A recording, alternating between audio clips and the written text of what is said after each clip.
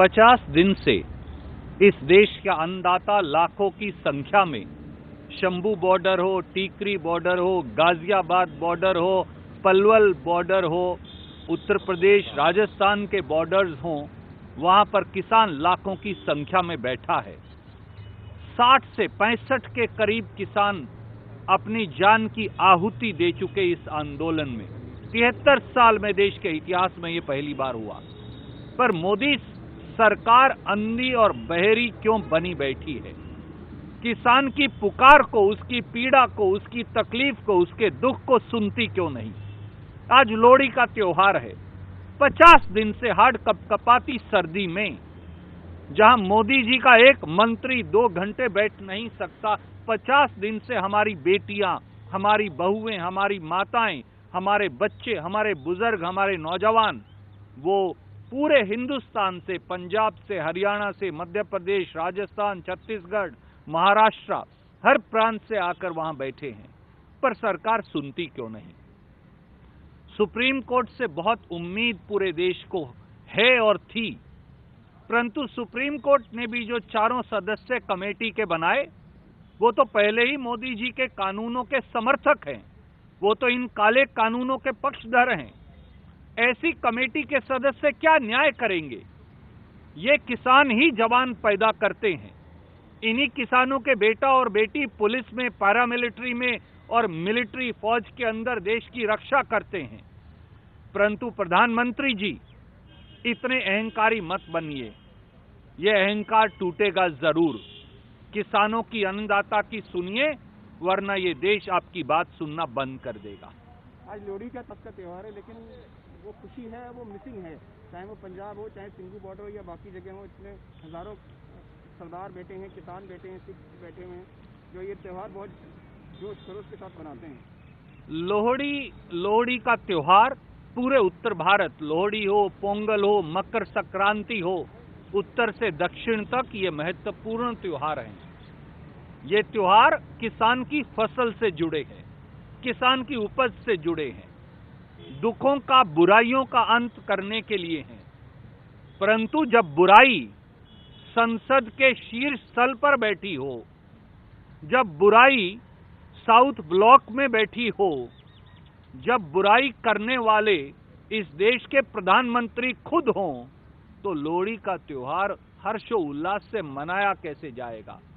जब रोजी रोटी छीनने वाला व्यक्ति देश का प्रधानमंत्री बना बैठा हो, जब सरकारें सत्ता के नशे में चूर होकर किसान की रोटी, खेत खलिहान और उपज छीनती हों, जब सत्ता के में बैठे अहंकारी शासक को किसान की पुकार न सुनती हो, जब बर्बरता दिल्ली की सत्ता में शासक हो, तो फिर लोहड़ी का त्योहार में हर्ष की कमी तो होगी, पर हमारे संकल्प और दृढ़ता में कमी नहीं। Thrown light on the fact that the government, which claimed in its affidavit to the Supreme Court that it had held, large-scale deliberations and consultations ahead of the 3 farm-related ordinances in June 2020. But RTI says that there are no such records available with the government to establish the fact that they held consultations with farmers and other interested parties. How do you see this? RTI revelations have now shockingly revealed that Modi government misled the Supreme Court, that Modi government filed a false affidavit before the Supreme Court. Will the Supreme Court now take action against Narendra Singh Tomar as also Prime Minister Narendra Modi?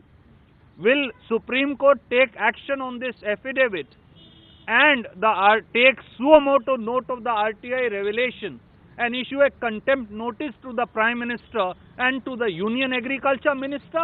That's the litmus test for the Supreme Court now. For it has now been proved that Modi government misled the Supreme Court. They committed a fraud on the proceedings of the court. They filed a false affidavit before the court about consultations. If there were consultations, why are there no record in RTI? It means Prime Minister of the country, Union Agriculture Minister have misled this Honorable Supreme Court, and today itself, on a holiday, let the Supreme Court a special bench be constituted and a notice of contempt be issued to Modi government. जी केंद्र सरकार कह रही है वक्फवादियों का खालिस्तानियों का आंदोलन है। आदरणीय मित्र, पहले दिन से ही इस देश के किसान, इस देश के गरीब मजदूर, इस देश के SC ST बैकवर्ड क्लास को जो अन्नदाता आज बैठे हैं सड़कों पर, उनको बदनाम करने की कोशिश की जा रही ने। क्या अपना अधिकार मांगना देशद्रोह है? कभी ये बोल देते हैं कि सारे देश के 62 करोड़ किसान खालिस्तानी हैं। JP दलाल जो हरियाणा के एग्रीकल्चर मिनिस्टर हैं, वो ये कहते हैं कि सारे किसान पाकिस्तान और चीन के एजेंट हैं। एक और मंत्री कहते हैं कि किसान नक्सलवादी हैं। एक और मंत्री कहते हैं कि किसान देशद्रोही हैं। एक और मंत्री कहते हैं कि ये उग्रवादी हैं। क्या है इस देश का अन्नदाता 62 करोड़ किसान?